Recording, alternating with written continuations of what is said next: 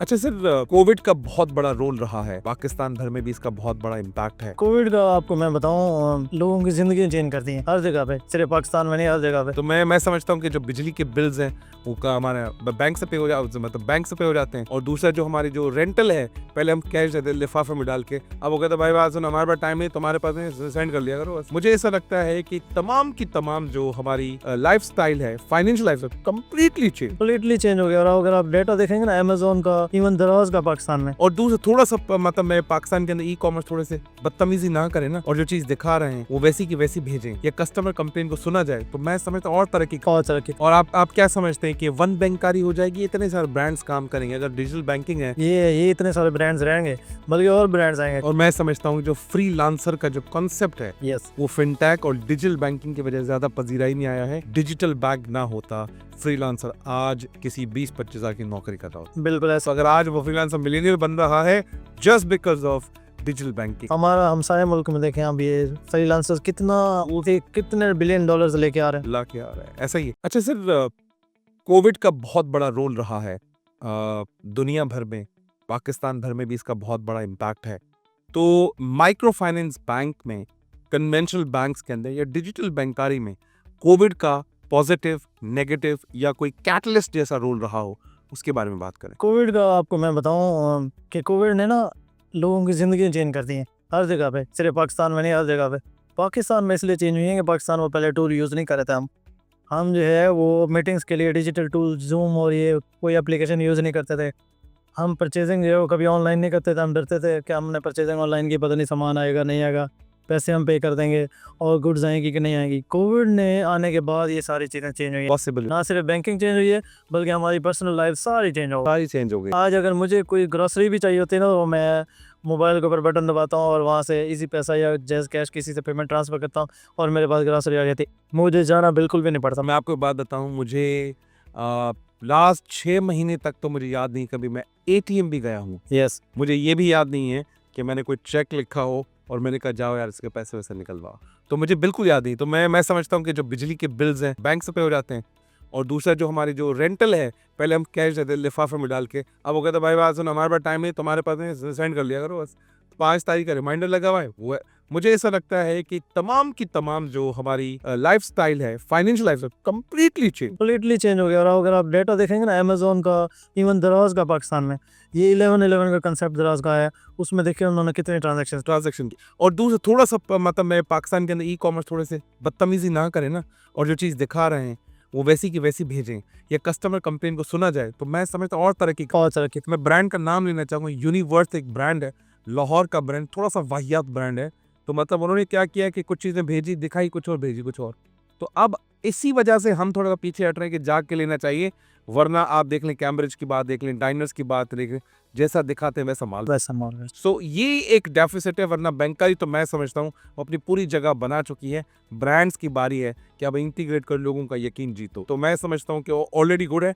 और क्या समझते हैं कि थैंक्स टू कोविड कि उसने डिजिटल बैंकारी को और ज़्यादा फ़रोग़ दी है, और जो देर से आने वाला टाइम था उसको पहले ला दिया। कोविड में आपको बताऊंगा, कोविड ने एक जैसे पैराशूट निकलता है, जंप दिया है पूरा, यार पूरा जंप दिया है। अगर मैं कहूँगा 100% चीज़ें, मतलब अगर पहले 50% हो रही थी, तो अब 100% या 50% कोविड की वजह से।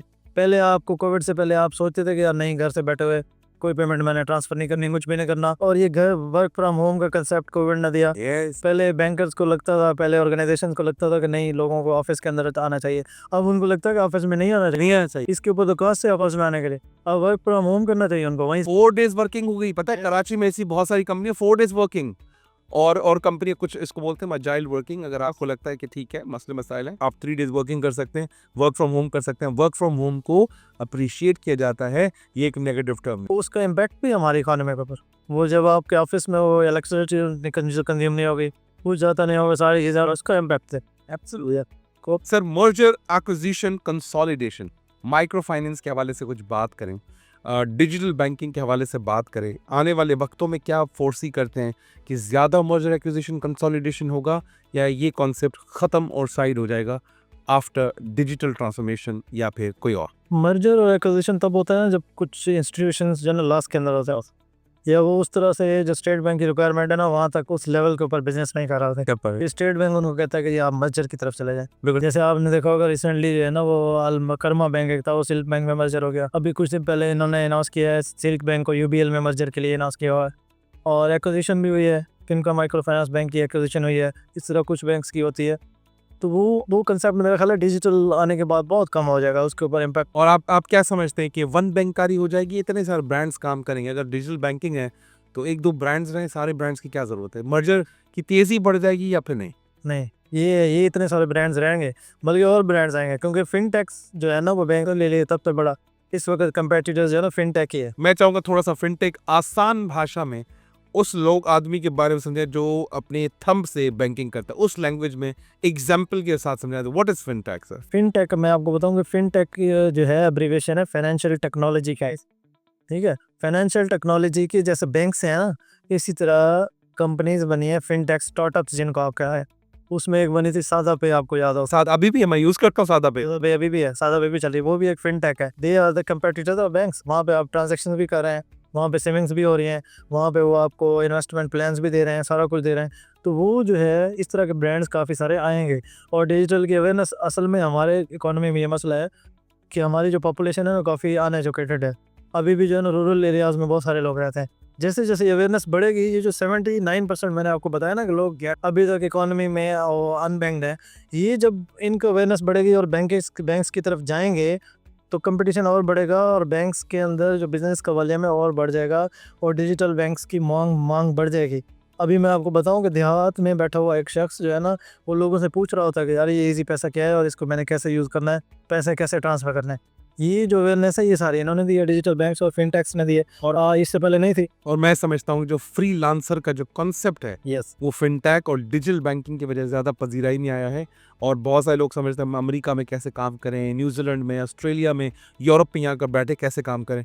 डिजिटल बैंक ना होता, फ्रीलांसर आज किसी 20-25 हज़ार की नौकरी कर रहा होता। बिल्कुल ऐसा। तो अगर आज वो फ्रीलांसर मिलियनियर बन रहा है just because of digital banking. हमारा हमसाया मुल्क में देखें अब ये फ्रीलांसर्स कितने बिलियन डॉलर्स लेके आ रहे हैं। ला के आ रहा है, ऐसा ही है। So let's talk about the focus on small and medium enterprises, SMEs.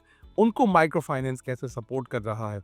क्या एसएमईज माइक्रो फाइनेंस के साथ काम करके ग्रो भी कर रहा है, या ये जस्ट बज़वर्ड या एक जस्ट थीम है इसका? अच्छा, एसएमईज जो है ना वो आप किसी भी मुल्क की इकोनॉमी है ना उसकी जो बेस होती है ना एसएमईज के ऊपर डिपेंड करती है। रूट्स ये अभी जो है हमारा मैं एक स्टडी में पढ़ रहा था कि 98% जो है ना वो हमारा जितने भी बिजनेसेस हैं वो एसएमईज के ऊपर डिपेंड कर रहा है, ठीक है। और स्टेट बैंक भी हमेशा कोशिश करता है कि उनको सपोर्ट करें। और आप देखें जो भी गवर्नमेंट आती है वो यही कहती है कि जी हम स्मॉल एंड मीडियम एंटरप्राइजेज जो हमारे छोटे छोटे कारोबार हैं इनको सपोर्ट करेंगे, ताकि ये खड़े होंगे तो जॉब क्रिएट होंगी तो इकोनॉमी के अंदर उसकी डेवलपमेंट होगी। हाँ, तो इसमें जो माइक्रो फाइनेंस इस पर काम करते हैं वो एसएमईज के ऊपर उनके रेगुलेशन में नहीं है, वो एमएसएमईज के ऊपर काम करता है, medium small and medium enterprises के ऊपर। वो उसको माइक्रो फाइनेंस सेक्टर ने बहुत सपोर्ट किया है और काफ़ी सारी उनकी ग्रो की है। एसएमईज के ऊपर कमर्शियल बैंक्स ने बहुत अच्छा काम किया हुआ है, और रिसेंटली स्टेट बैंक ने भी इसके ऊपर बहुत ज़्यादा पुश दिया हुआ है। और डिजिटल बैंक्स आने के बाद जब इनको पेमेंट्स वन टच ट्रांसफ़र होंगी, सारा कुछ होगा, और जो बैंकिंग के सोल्यूशंस हैं इनको डिजिटल सोल्यूशन मिलना शुरू हो जाएंगे, तो आप देखेंगे रंजीत भाई कि ये हमारी जो है एसएमई एमएसएमई और एसएमई का सेक्टर है ये ऐसे खड़ा होगा कि हमारा जो है ना इन हमारी हुकूमत से संभाला नहीं जाएगा, और इतना बिजनेस पहिया नहीं चलेगा बल्कि जहाज उड़ाएगा। जहाज चलेगा इंशाल्लाह। इंटरनेशनल रिकग्निशन, कोलैबोरेशन की ज़रूरत पड़ेगी। अगर पड़ेगी तो क्यों? अगर हमारी डिजिटल बैंकारी अच्छी चल रही है, क्यों हमें इंटरनेशनल रिकग्निशन की ज़रूरत पड़ेगी? अच्छा, मैं आपको बताऊंगा इस हवाले से हम बड़े लकी हैं और हमें रिकग्निशन मिल रही है। अभी आप देखें स्टेट बैंक ने जो 5 in principle license digital bank के इशूज़ किए हैं, वो पाँचों के जो इन्वेस्टर हैं ना, ये जो उनके ओनर हैं वो सारे फॉरनर हैं। ज़बरदस्त। 3 बैंक ऐसे हैं वो बिल्कुल फॉरनर्स हैं, उन्होंने आगे इन्वेस्ट किया और डिजिटल का लाइसेंस लिया है। हमारे इस सेक्टर के अंदर इतनी ग्रोथ है कि वो इंटरनेशनल जो इन्वेस्टर हैं, जो इंटरनेशनल बैंकर्स हैं, वो इसको पजीराई दे रहे हैं और उसमें आगे इन्वेस्ट कर रहे हैं। उनको पता है कि डिजिटल बैंकिंग क्या है, क्योंकि हमें तो अभी उसका नॉलेज नहीं है ना, अभी हम उसको स्टार्ट करने जा रहे हैं नेक्स्ट ईयर से। बाकी बैंक कंट्रीज़ में तो ये सारा कि जो डिजिटल बैंकिंग वहाँ पुराना हो चुका है। पुराना हो गया। अब उनको पता है कि यार ये कितना जो है वो ग्रोइंग सेक्टर है, इसलिए उसके अंदर हो रही है, उस पर रिकग्निशन भी हो रही है। और हमारी स्टेट बैंक माशाल्लाह इतना अच्छा काम कर रही है कि इन सारी चीज़ों के ऊपर और कंट्रोल्स भी रखे हुए हैं। आपने नहीं देखा होगा कि आज तक किसी बैंक की कोई डाटा लीक हुआ हो, उसकी सिक्योरिटी लीक हुई हो, कोई कस्टमर की इन्फॉर्मेशन लीक हुई हो, नादरा से हो जाती है, लेकिन बैंकिंग सेक्टर से नहीं होता। Absolutely yes. Last question from our side sir, policy support of housing finance. क्या माइक्रो फाइनेंस बैंक और डिजिटल बैंक जब बहुत तरक्की करेंगी, क्या वो हाउसिंग फाइनेंस को भी रिप्लेस कर देंगे या इसके अलावा कुछ और काम करेंगे? हाउसिंग फाइनेंस एक ऐसा शोबा है जो हमारे जो भी गवर्नमेंट्स आती है ना, उनके एजेंडे में भी शामिल होता है कि हमने घर बना के देना है। आपने देखा होगा जब पीटीआई की गवर्नमेंट आई थी, उन्होंने मेरा घर मेरी छत के नाम पे स्टार्ट किया था। उस वक्त भी बहुत ज़्यादा इसके अंदर ग्रोथ हुई और स्टेट बैंक ने पूरा इसको सपोर्ट किया और बाकी बैंक्स को भी दिया। सब्सिडाइज रेट के ऊपर ये सारी इन्वेस्टमेंट हुई थी। और अभी भी पंजाब में मरीम नवाज़ जो है ना, इसके ऊपर काम कर रही हैं। उन्होंने भी इस तरह का एक इंट्रोड्यूस कराया है 15 लाख रुपए तक। उसके वो जितने भी प्रोजेक्ट्स हैं उस पर सारे बैंक्स को ट्रांसफ़र होते हैं, बैंक्स के थ्रू उनके होते हैं। इसमें माइक्रो फाइनेंस बैंक्स भी होते हैं और कमर्शियल बैंक्स भी होते हैं। सारे लोग मिल के हम काम करें कि हमारे जितने भी लोग हैं इनके अच्छे से घर बने और ये फाइनेंशियली बड़े स्ट्रांग हो, इनके घर हों खूबसूरत से। उसमें गवर्नमेंट भी सपोर्ट करिए, बैंक्स भी करें, आप जैसी कम्युनिटी भी करिए, हमारे से लोग करें।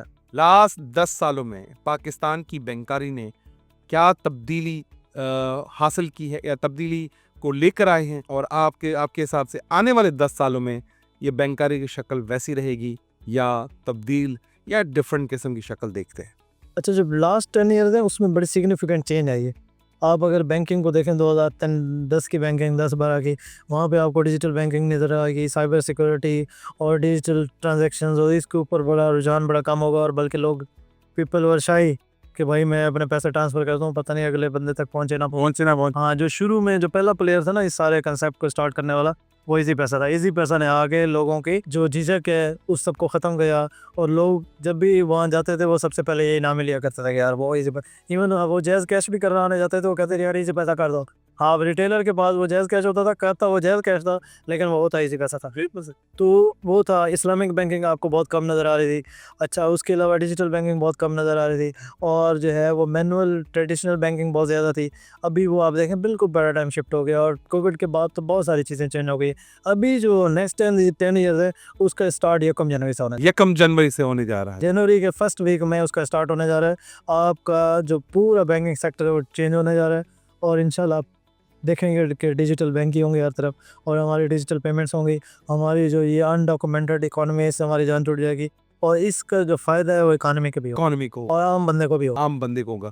मज़हर महमूद जतोई साहब कहते हैं कि अगर वाकई किस्म की इकोनॉमी को तरक्की करवानी है तो आज आपको हम बता दें 1 जनवरी से इसका आगाज़ होगा। तारीख कलम करेगी, तारीख में लिखा जाएगा कि कैसे डिजिटल बैंकिंग का इवॉल्व होगा और डिजिटल बैंकिंग कैसे और मज़ीद तरक्की करेगी। इसमें आप तमाम लोगों को साथ देना है, आपको इन चीज़ों को अडॉप्ट करना है। कोई जो है ना बेझिझक होके फीडबैक भी देना है कि हमने आपसे क्या बात की और आपको लगता है कि मज़ीद इन चीज़ों के बारे में नॉलेज हासिल करनी है तो आप स्टेट बैंक की वेबसाइट पे जाएं और डिजिटल बैंकिंग के बारे में मज़ीद चीज़ों को पढ़ें और सीखें। और मैं समझता हूँ कि सर ने आज हमें बताया cyber security is going to be the future, digital banking going to be the future, human touch आहिस्ता आहिस्ता ख़त्म हो जाएगा, in all touch would be what a data in artificial intelligence and पता नहीं क्या क्या होगा। तो हम चाहेंगे आप हमें इजाज़त दें, हमारे चैनल को लाइक करें, सब्सक्राइब करें। कोई भी सवाल हो इस कमेंट बॉक्स में लिखें और मज़हर साहब से अगर रब्ता करना है उनके लिंक्डइन पेज को लाइक करें और इनके दोस्त बन जाए। Thank you very much, God bless you. Welcome to the Ranjit Kumar Show podcast. Winners don't do different things, they do things differently.